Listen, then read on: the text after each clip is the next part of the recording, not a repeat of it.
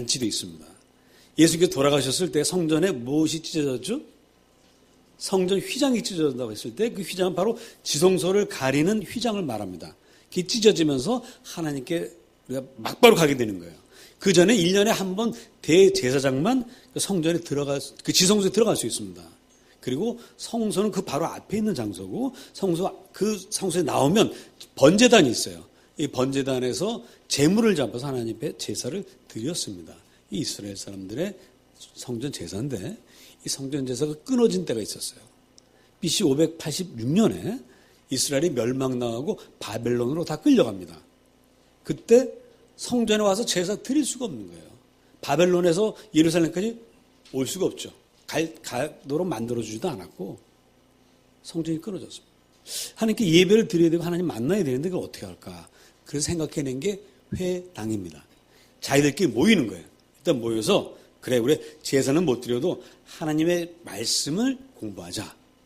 그래서 그때부터 성경을 가르치는 사람이 생겨나기 시작하고 그리고 성경을 옛날에 인쇄소가 없으니까 성경 한 권을 가지면 그걸 또 다 써야 됩니다. 필사를 해야 돼요. 그 필사하는 사람이 서기관입니다. 그러니까 성경에 나오는 서기관이 바로 그 사람들이에요. 그래서 회당이라는 곳에서 하는데 회당은 굳이 한 군데만 있을 필요는 없거든요. 제사 드리는 곳이 아니니까 하나님의 말씀을 가르치는 곳이 많으면 많을수록 좋으니까 여기저기 생겨났습니다. 그리고 이제 70년 만에 끝났어요. 그리고 다 고향으로 돌아와서 성전을 다시 만들었습니다. 그럼 회당은 없어져야 되는데 없어지지 않기로 했어요. 왜?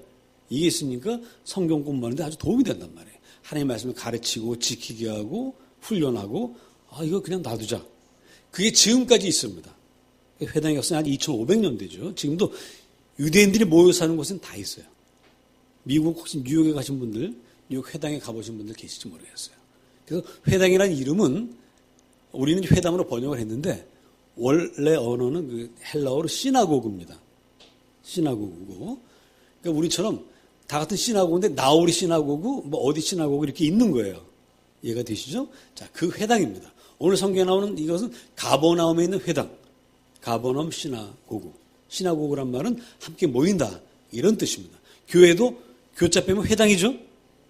믿음으로 모이는 회당. 그래서 교회당이 되는 거죠. 자, 이곳에서 하나님의 말씀이 가르쳐진단 말이에요. 지금도 이스라엘 사람들은 하나님의 말씀만 가르치는 것이 아니라 여기서 할례도 하고 결혼식도 하고 장례식도 하고 뭐 이런 거 다 합니다. 근데 회당에서 가장 중요한 기능은 뭐겠어요? 하나님의 말씀을 가르치는 거죠. 가르쳐 지키게 하는 것입니다. 굉장히 나름대로 거룩하고 하나님의 능력이 역사하는 그런 귀한 곳입니다. 자, 이 회당에 한 이상한 사람이 다니고 있습니다. 이 더러운 귀신 들린 사람이 회당을 휘젓고 다닙니다. 그런데 하나님의 말씀을 가르쳐주는 이곳에서 그 더러운 귀신 들린 사람을 딱 통제할 수 있는 사람이 없어요. 그래서 한 가지 이상한 것이 있습니다. 뭐냐면 하나님의 말씀이 가르쳐준다고 그랬어요. 하나님의 말씀이라는 건 뭐냐? 하나님의 말씀이 뭐죠? 누가 하시는 말씀이에요? 참, 날이 지금 더우신가 보죠? 이거 잠깐 끌까요? 아니, 하나님의 말씀은 누구의 말씀이라고요? 이게 답을 가르쳐줘도 모르지. 하나님의 말씀이잖아요. 누가 말씀하신다고요? 하나님이. 여러분, 제가 여러분들에게 일어나세요 하면 일어나요, 안 일어나요? 일어나죠? 한번 해봅시다. 일어나세요. 일어나는 척이라도 좀 하세요, 좀. 예, 됐습니다. 자, 보세요. 제가 어떤 일이 있어서 뭐 합시다 하면 여러분 따라오시지 않습니까? 근데 하나님이 말씀하시는데 누가 안 따라오겠습니까? 서기관이 뭘 한다고요? 하나님의 말씀 가르친단 말이에요. 그럼 서기관이 이 더러운 귀신에게 뭐라고 얘기했겠습니까? 야, 이 더러운 귀신아, 저 사람 물러가라. 했어요, 안 했어요? 했습니다. 근데 더러운 귀신이 안 가요. 아니, 하나님 말씀을 했는데 안 가요. 그럼 뭐가 문제죠? 하나님의 말씀의 문제인가요? 이 하나님의 말씀을 전하는 그 서기관이 문제인가요? 한 가지만 더 예를 들어봅시다.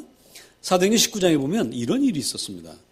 사도 바울이 워낙 기적을 많이 행하니까 심지어 손수건을 가져서 사도 바울의 여기다 몸에 댔다가 그 가져가서 병든 사람에게 딱 얹으면 감기가 나요.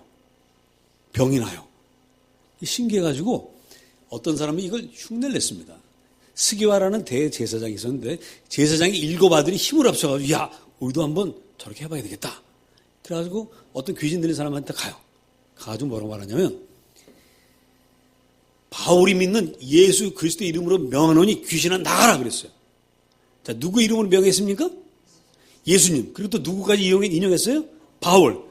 그럼 귀신 나가야 돼 안 나가야 돼? 나가야 되는데 이놈의 귀신이 그 말 듣더니 뭐라고 말하냐면 야 이놈아 내가 바울도 알고 예수도 알지만 나는 너는 도무지 모른다 이놈아 하더니 그 7 아들한테 뛰어 올라가가지고 막 두드려 패고 그냥 상처 내고 그랬습니다. 아니 분명히 나사렛 예수 이름으로 명령했는데 귀신이 안 나가는 거예요. 오히려 그 얘기한 사람을 해코지 하는 겁니다. 그럼 제가 만약에 그 얘기하면 귀신 나갈까요 안 나갈까요? 나갑니다. 저는 그렇게 믿습니다. 아직 귀신 만날 일이 없으면 못했는데 분명히 나간다고 믿어요. 예. 제가 기도하면 성령께서 역사하셔서 병든 사람이 낫기도 하고 그러니까 낫습니다. 그런데 왜 안 나갈까요? 결국 누가 문제예요? 바울도 예수도 문제가 아니라 그 하나님의 말씀을 대언하는 대언자들이 문제입니다. 우리 함께 읽은 방금 신명기 18장에 보니까 어떤 말씀 나옵니까? 구약시대에도 어떤 선지자가 있었어요? 거짓 선지자가 있었습니다. 가짜들입니다. 자, 그런데 이 회당에 오늘 누가 나타나셨습니까? 예수님이 나타나셨습니다. 예수님이 오시더니 더러운 귀신 들린 사람을 보더니 뭐라 말씀하시냐면 이 더러운 귀신아 그 사람에게서 나가라 했더니 이 귀신이 격렬을 일으키면서 그 사람에서 떠나갔다고 성경 기록하고 있죠. 처음 본 말씀처럼 이렇게 보고 계시는데 참 성경 한번 읽어봅시다. 이게 참. 자, 25절, 26절 다 같이 읽습니다. 마가복음 1장 25절, 26절. 시작.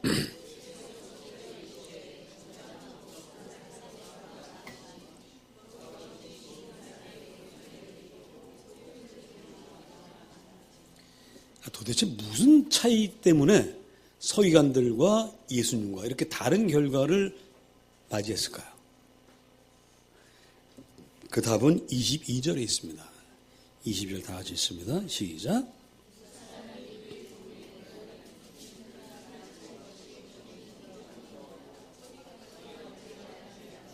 예. 서기관들과 예수님 사이에 차이가 있단 말입니다. 예수님에게는 뭐가 있었냐면 권위가 있었습니다.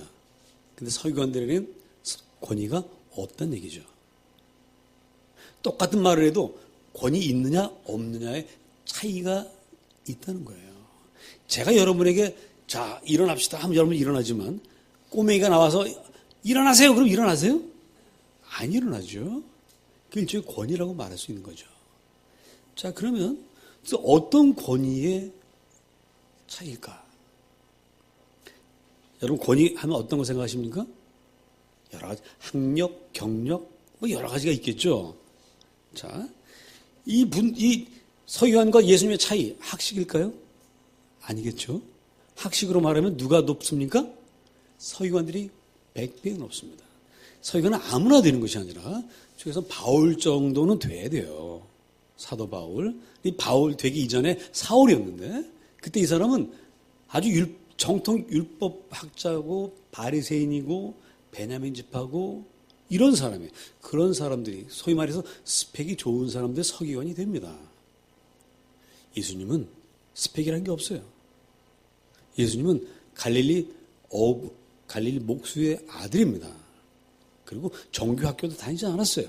가말리엘의 문화에 들어가서 율법을 배운 일도 없습니다. 그렇다면 그건 어떤 학력에 의해서 나오는 권위는 아니라는 거죠. 어떤 경력에서 나오는 걸까요? 경력도 아니죠. 예수님의 경력이라고 해봐야 집에서 시골 촌에서 아버지를 도와서 목수일을 하던 것과 어부 제자들을 만나서 그 제자들과 함께 노는 것밖에 없습니다. 경력의 차이도 아닙니다. 그 어떤 차이일까? 어떤 권위를 말하는 것일까? 자, 24절 읽어보십시다. 시작.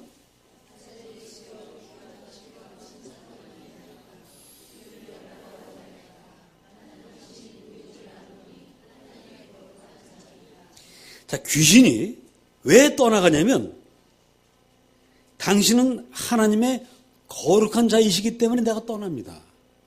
서기관들도 하나님의 거룩한 일을 하는 사람들인데 이 사람들에게는 거룩하다는 말을 안 씁니다. 예수님에게만 거룩하다라고 이 귀신이 말합니다. 그러면 어떤 거룩함일까? 자, 여러분 우리 구약 성경에서 거룩하면 어떤 게 연상이 되세요? 하나님 저 높은 보좌에 앉아 계시고 우리 저 멀리 떨어져서 무서워 떨면서 이런 거룩을 우리가 생각하게 됩니다. 실제로 이사야서 6장에서 하나님의 보좌 앞에서 이사야 선지자가 벌벌벌 떨면서 화로도 나요. 내가 주님을 보았으니 나 이제 죽게 되었구나. 그런 거룩을 우리가 생각을 합니다. 목사님에게서도 여러분들이 목사님의 거룩함을 언제 느끼십니까? 이 가운을 입고 이렇게 나오면 좀 더 거룩해 보이죠. 근데 만일에 제가 허름한 옷을 입고 화장실 청소를 하고 있으면 거룩해 보일까요? 아, 목사님 왜 이런 거 하세요라고 말씀하시지 않겠습니까? 자, 이 거룩에 대한 생각 우리가 좀 다시 한번 해봐야 됩니다, 지금. 자, 구약 성경에서 주님의 거룩하신 모습을 한번 생각해 보십시다. 자, 에덴 동산에서 아담과 하와가 죄를 짓고 떠났습니다. 떠나면서, 아, 우리가 참 부끄럽구나. 죄를 짓고 나니까. 그래서 나뭇잎으로 몸을 가립니다. 그리고 숨었습니다. 자, 이때 거룩하신 하나님이 어떻게 하셨는가 우리 그걸 생각해 보자고요. 하나님께서 분명히 말씀하시길 내가 여기서 먹는 날인 정령 죽으리라고 말씀하셨는데 그 먹는 그 순간에 거룩하신 하나님이 나타나셔가지고 내 이놈! 내가 먹지 말라는 건 먹었느냐? 죽였습니까? 안 죽였습니다. 네가 어떻게 감히 내 말을 어길 수 있어? 너 감옥에 가두겠어? 하고 가뒀습니까? 아닙니다. 뭘 하셨죠? 저녁 서늘한 무렵에 여호와 하나님께서 동산을 거니십니다. 주님께서 거니시는 소리를 듣고 아담과 하와는 숨었습니다. 그때 주님께서 이렇게 말씀하십니다.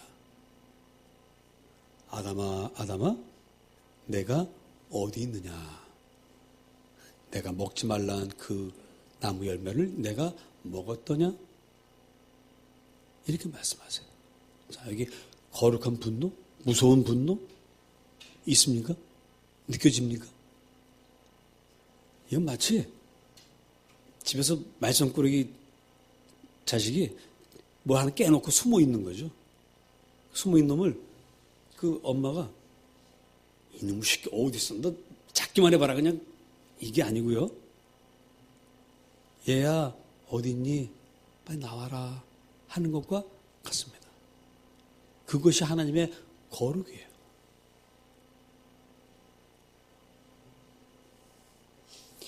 하나님의 거룩은 뭡니까? 높은 보좌를 내려놓고 낮고 천한 곳에 말 구유에 태어나시는 것이 하나님의 거룩입니다. 그래서 우리가 같아지는 것이 하나님의 거룩입니다. 예수님이 스승님이세요. 제자들과 함께 여기저기 다니십니다. 어느 날 제자들을 다 앉혀놓더니 얘들아 앉아있어라. 물을 대야에 떠오시더니 거기에다 제자들 발을 넣고 한 사람 한 사람 씻어주십니다. 이것이 하나님의 거룩입니다. 자, 이걸 다 모아보면 이 거룩이란 말을 다른 두 단어로 바꿀 수 있습니다. 뭘로 바꿀 수 있죠? 사랑으로 바꿀 수 있습니다. 하나님이 거룩하시다는 것은 하나님이 사랑이시기 때문에 거룩한 것이고요. 하나님의 사랑은 찾아오기를 기다리는 사랑이 아니라 찾아가시는 사랑입니다. 하나님의 사랑은 죄인들이 회개하기를 기다리는 사랑이 아니라 가셔서 회개하도록 만들어주시는 사랑입니다. 그게 거룩이에요. 사람을 움직이는 게 뭡니까? 우리가 언제 감동합니까? 사랑받을 때, 사랑할 때, 사랑받는 모습을 볼 때 우리는 감동합니다. 여기에 만일에 유명한 대학의 교수님이 오셔가지고 멋진 강의를 한다고 생각해 보세요. 여러분 이 시간에 그 강의를 들으면서 어떻게 하실 것 같습니까? 감동 받으시겠어요? 머리에 지식은 채워지겠지만 마음이 움직이거나 뜨거워진다거나 그런 건 없습니다. 그래서 좀 죄송한 얘기입니다만은 신학 교수님들이 와서 설교하시면 대부분 어떻게 하세요? 다 아주 행복한 시간을 갖습니다. 어떤 행복한 시간? 주님께서 사랑하시는 자에게 뭘 주신다고요? 잠을 주시는도다. 그래서 신학 교수님들이 오면 다 주무세요, 대부분.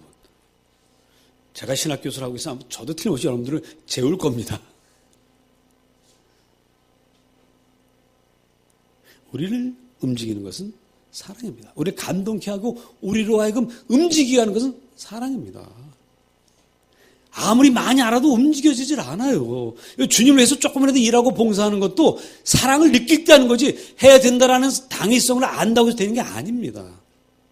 하나님 사랑은 찾아가는 사랑이고 행동하는 사랑이고 먼저 가시는 사랑입니다. 오늘 세계 모든 정치가들이 이 사랑을 조금이라도 안다면, 이 거룩을 조금이라도 안다면, 정치가들이 멀리 떨어져, 백성들과 멀리 떨어져서 나 이런 사람이야? 이게 거룩이 아닙니다. 백성들 틈에 들어와서 함께 호흡하고 그들의 아픔을 아는 것이 그게 참 사랑이죠.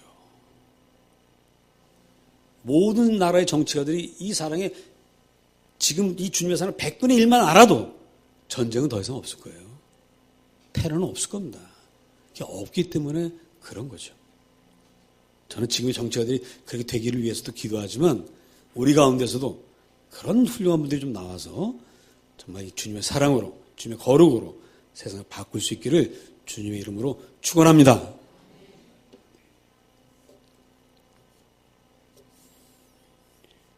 여러분, 그럼 우리도 이제 주님처럼 우리가 그리스도인이란 말의 뜻은 뭐냐면 그리스도를 닮아가는 사람이라고 해서 그리스도인입니다.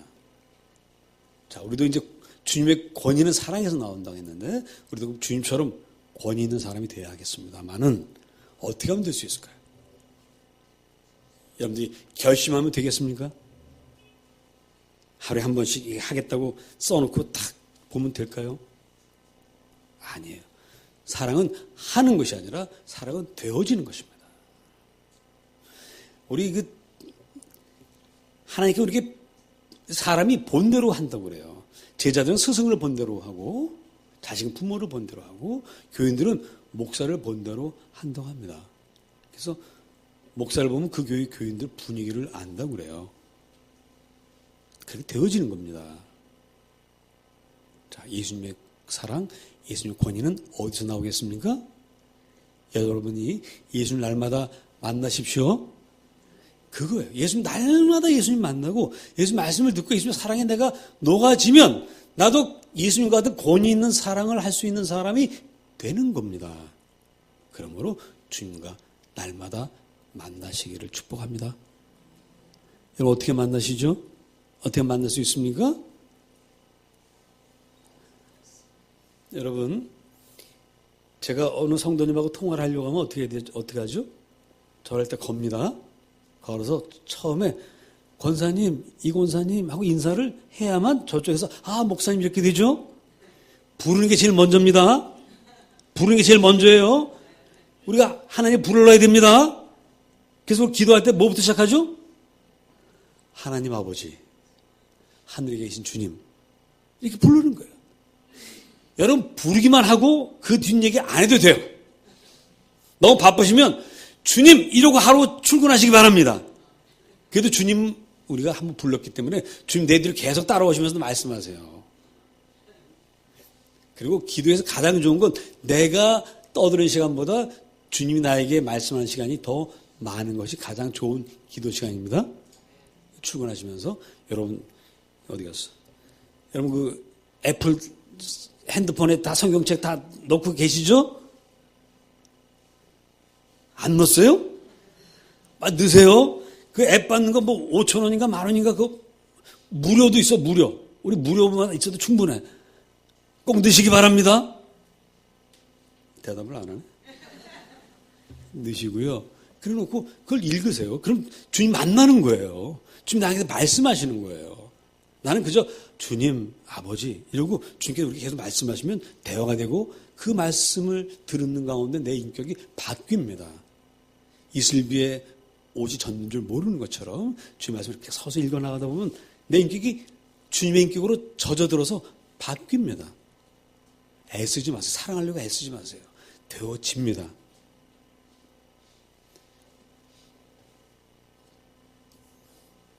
여러분이 세상의 희망입니다. 여러분이 하나님의 거룩을 맛보는, 거룩을 닮아가는 세상의 빛이요 소금입니다. 그러기 위해서 날마다 주님 만나시고요. 주님 만남을 통해서 주의 사랑이 여러분에게서 흘러 넘치게 되기를 축복합니다. 기도합시다. 각자 오늘 들은 말씀 생각하시면서 나는 지금까지 무엇을 권위로 삼았는가?